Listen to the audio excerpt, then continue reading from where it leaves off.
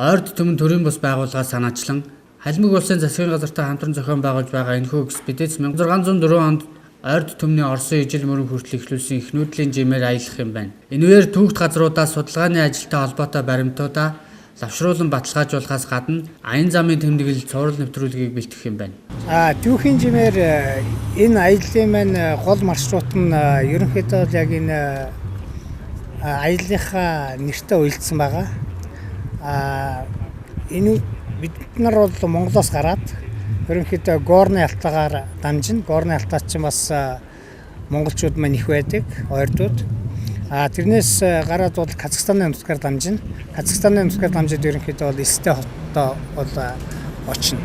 Дараагаар нь Казахстаны Семипалатинскт бас Казахстаны Семипалатинск хотын мэр болон их сургууль Монгол судлаачид эрдэмтэд бол бас тэнд тусч авч уулзгаар бас нэг ганц 2 өдрийг өнгөрүүлээч энд тур саатаач гэсэн бол хүсэлтийг тавьсан. Бидвэл 3 цаг саатаа энэ удаадаа бидвэл 3 цаг саатахтаа ерөнхийдөө дараагийнхаа хамтын ажиллагааныхаа талаар дурдаад тэгээд дараа холбогдож уулзж байгаа Казахстантай хамтарч аял зохион байгуулах талаас хийгсэн тийм бодолтой байгаа. Халимагийнхан одоо ойрд ялгаа байхгүй адилхан гаралтай хүмүүс байж байгаа. Тэгэнгүүтээ яг энэ ойрд Төмөн төрийн бус байгууллагын судлаачид очоод за бид яг ийм үгийг ингэж хэлдэг. Та нар энэ үгийг юу гэж хэлж байна гэдгээс ахуулаад за энэ бүжгийг бид нар ингэж бүжгэлдэг, энэ хөгжмийг бид нар ингэж тоглодог гэд хоорондоо ингэ соёлоо солилцож харилцан бас соёлыг сэргээх ийм зорилготой. Тэгэхээр энэ зорилгын үүднээс аль талаас нь бол соёл спорт аял зүйлсийн яам энэхүү одоо аяллыг үнэхээр талархан дэмжиж байна.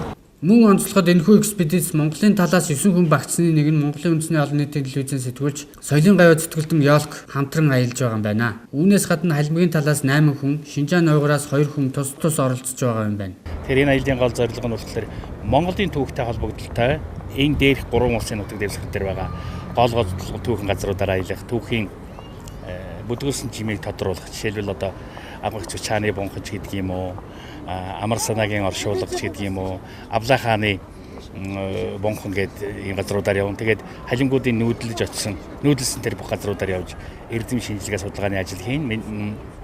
Монголын үндэсний олон нийтийн телевиз болохоор мэдээллийн спонсор нь. Би өөрөө явж энэ аяллаа тухайд 3-4 цуврал нэвтрүүлэг буюу 2 зэрэг баримтат кино бүтээж ирэх юм бодолтой байгаа. Тэгээд бид бол буцахсандаа бол Орсын холбооны урсаар дайраад улаан үдээр дайрч ирнэ. Улаан үдээр дайрчихтаа бид бол улаан үдэд бол 2 хоног бодолтой байгаа. Яг гэвэл улаан үдэд очиод бид бол улаан үдтэй дараагийн хамтын ажиллагааны талаар бас 2 өдөр ярилцах тийм юутай байгаа. Тэгээд энэ бол манай аяллаа хамгийн анхны аялал. Дараа жил Туваа улсаас бас энэ аяллыг Монгол Туваа гэсэн аялал хамтран зохион байгуулж гэсэн санал ирсэн. Энэ аялалдаа бид энэ аяллаа дуусгал бэлдэж эхэлнэ.